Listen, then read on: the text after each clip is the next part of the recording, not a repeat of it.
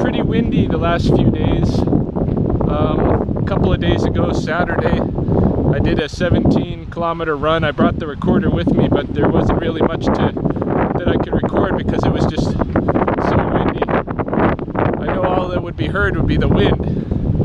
And this morning, same thing. I did a just about a 7-kilometer, maybe 8-kilometer run this morning, but so windy that couldn't really record any thoughts at the same time. I've got about an hour before I go to teach class today, which is a field class. I'm going to be outside showing my students how to pick glasswort, which is a salty little plant. But between now and then, I thought I would just come for a walk here at the pond, Sspopiikimi. This pond holds a lot of memories for me with Mahoney and I, and some of our real important periods of learning together. And of course, this is where we adopted our magpie Derek from, and this is where we brought our dotty dog to lay her to rest.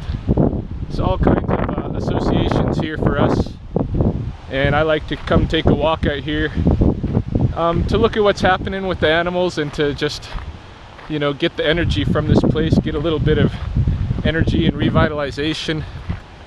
And yeah, it's an important, really important place to me. I haven't been spending as much time here as I'd like to. Hopefully as the season turns, you know, find more time to be out here. Yeah, I didn't really bring the right camera to record a bunch of phenology stuff. I'm seeing some ducks out here in the pond, not too many. It looks like a family of mallards. And there might be 1 or 2 grebes, like little pied-billed grebes. I am seeing that there's still a few flowers in bloom. The train is about to pass, so it's going to get probably a little bit loud here. Even louder than it is already with the wind on the high-level bridge here.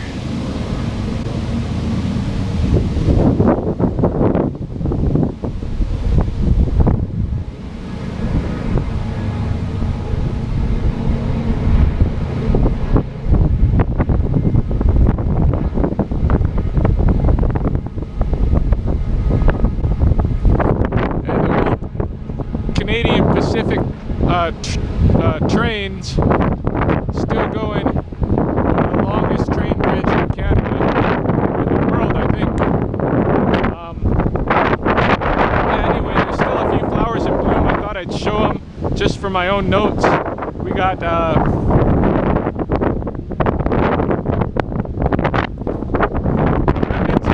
white asters. These are white prairie asters.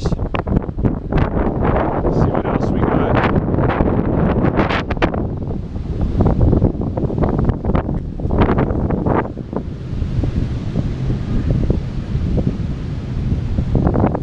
Still got just a couple of little blooms on the yellow sweet clovers.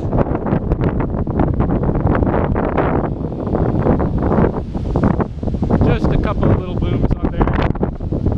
And we got the showy aster, purple showy aster.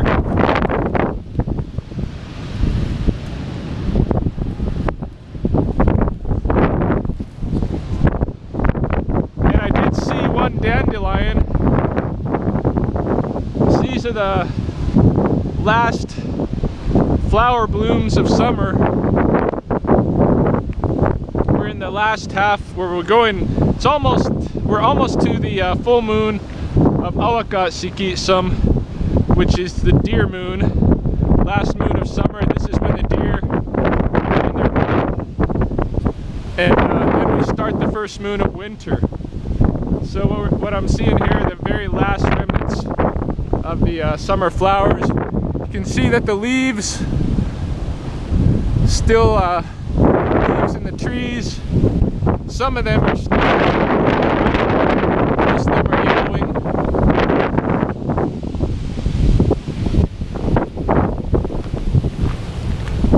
Starting to fall. There's going to be a day when it just, everything turns and this whole place just blows off. Just everything dumps. That's remaining, everything will dump at once.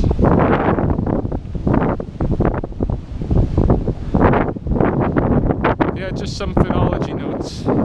Not seeing any insects. I was hoping to see some caterpillars crossing the path as I walked. I saw some when I was running on Saturday, but of course I didn't have any camera with me or anything like that, so I didn't take their picture, but I wanted to take the picture of the caterpillars so I can try to identify them.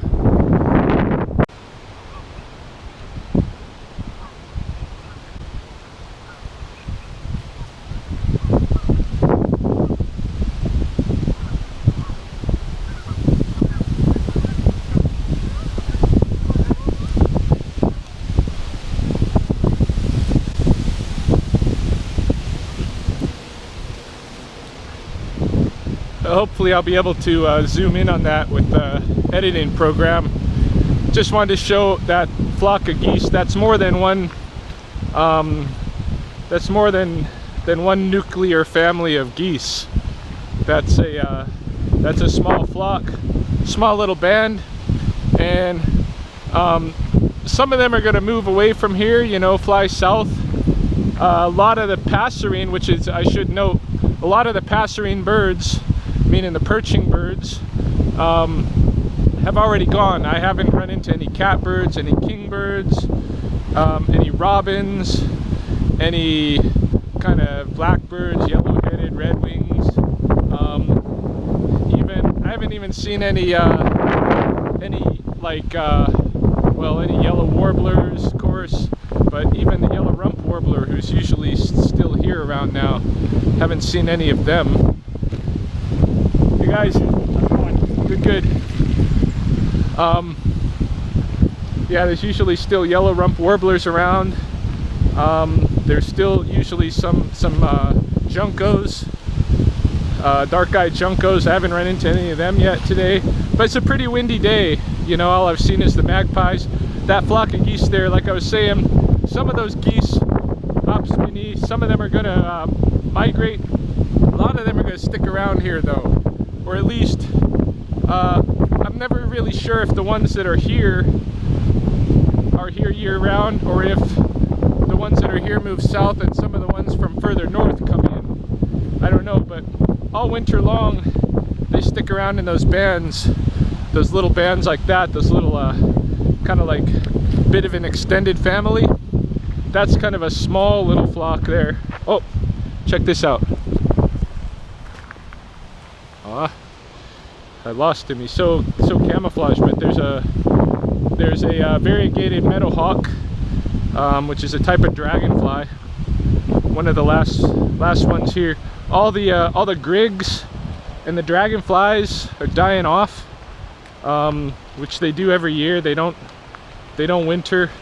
They die off. Those dragonflies stay in larva form underwater for several years, and then they get 1 year to be a full-blown dragonfly. And one crazy summer. And so this is the end for them. Same with the grasshoppers, the grigs. This is the end.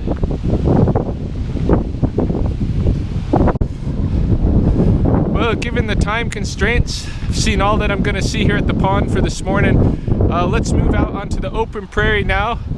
Go join my students and go pick some glasswort, the local version of Mrs. Dash.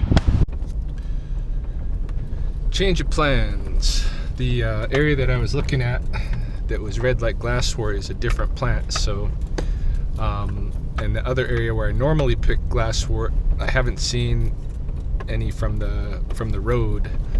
So I don't think there's much growing there this year. So instead of glasswort, I'm going to I've notified my students to meet me down here in this coulee.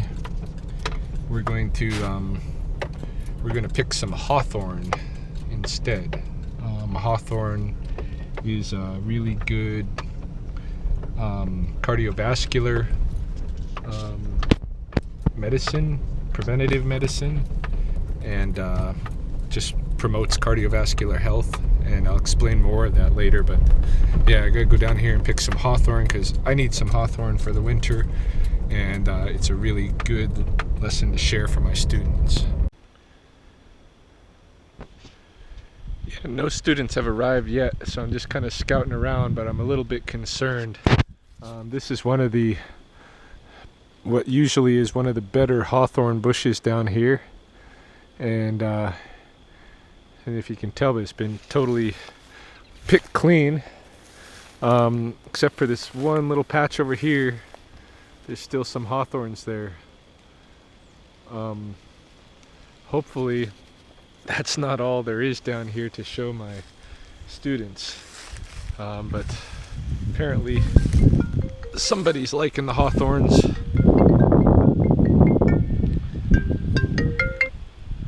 Hello. We've already passed a bunch of bushes, but not with any berries.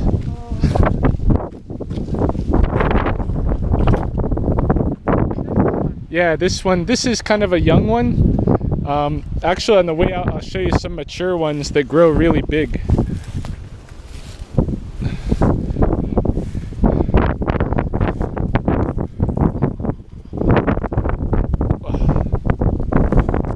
Yeah, this is hawthorn.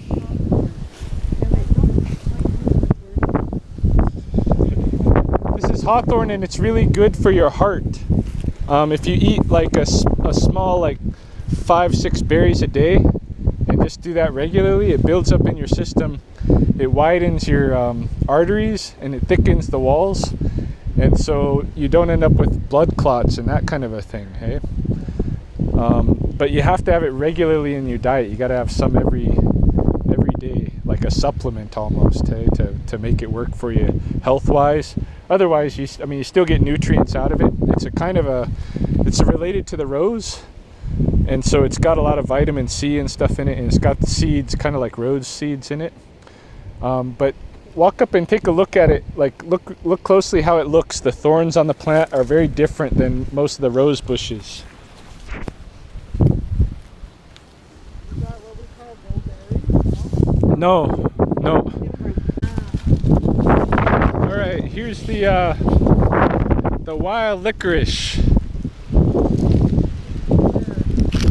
This plant right here. Brown burrs, rust-colored burr, fern-like leaf almost. So how are you supposed to eat it? So what you want to get from this is the root, and the root, like, they're all connected. Okay, like there'll be a group of plants, like probably all of these are connected to one root system, the ones we're seeing right here. So what I find is there's two easy ways to harvest them. You wouldn't want to harvest try to dig it right from here, because it goes down for a while, and then the root shoots off. So what you want to do is find a group of plants. You can always find it by the river. Find a group of plants that's right on the edge of the cut bank. Then you can dig into the cut bank to gather their roots. That's the easiest way. Second easiest way is find a really loose, like, sandbar along the river. If you find a good sandy area, like if you find some growing on a sand like that, then it's pretty easy to dig in and get them.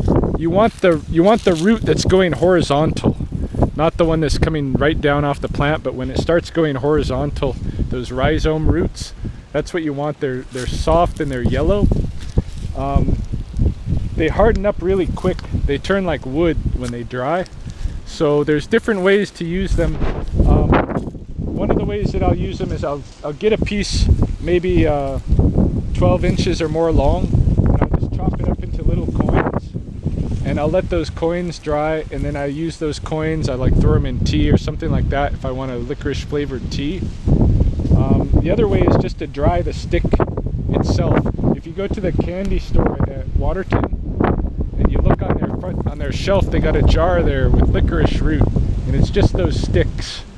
They're selling them for a couple bucks a piece or whatever, but they're just this plant. You can just chop that piece and chew on the woody root, and it's sweet. Like, it tastes like licorice, but it's sweet. sugar cane almost too.